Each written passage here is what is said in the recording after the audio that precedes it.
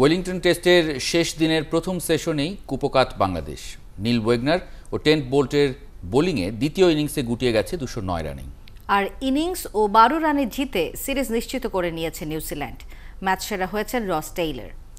Wellington থেকে বিস্তারিত জানাচ্ছেন দেব চৌধুরী।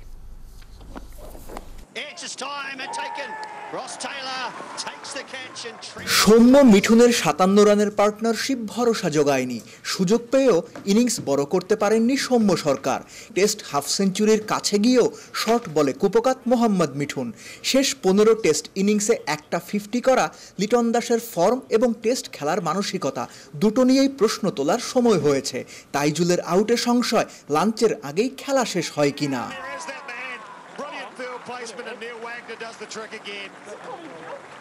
মাহমুদুল্লাহ রিয়াদের 50 অবশ্যই ব্যক্তিগত মাইলস্টোন। অধিনায়কের যুদ্ধ চালিয়ে যাবার মানসিকতার পরিচয়, হারার আগে না হারার দৃঢ়তা। তাতেও শেষ রক্ষা হয়নি, হবার কথাও ছিল না। সেনাপতির সৈনিকেরা যে রণভঙ্গ দিয়েছেন বহু আগে। ওই 50-র গর্ব হতে পারত একটাই, বাংলাদেশকে ইনিংস পরাজয়ের লজ্জা থেকে বাঁচানো। সামান্যতম গর্বিতও হতে পারেননি ক্যাপ্টেন রিয়াদ। রিয়াদের আউটের পর বাকি ছিল ম্যাচ শেষের আনুষ্ঠানিকতা। কাটায় কাটায় হিসেব করলে 2 দিনেই টেস্ট হেরেছে বাংলাদেশ।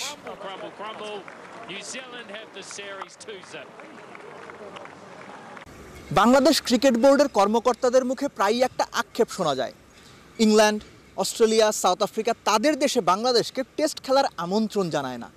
আপনি একটু হিসেব করে দেখুন, গত 10 বছরে বাংলাদেশ দল বিদেশের মাটিতে এমন কোন পারফরমেন্সটা টেস্ট ক্রিকেটে দেখিয়েছে যার জন্য অস্ট্রেলিয়া, ইংল্যান্ড এবং সাউথ আফ্রিকা তাদের দেশে নিয়মিত বাংলাদেশকে টেস্ট খেলার আমন্ত্রণ জানাবে।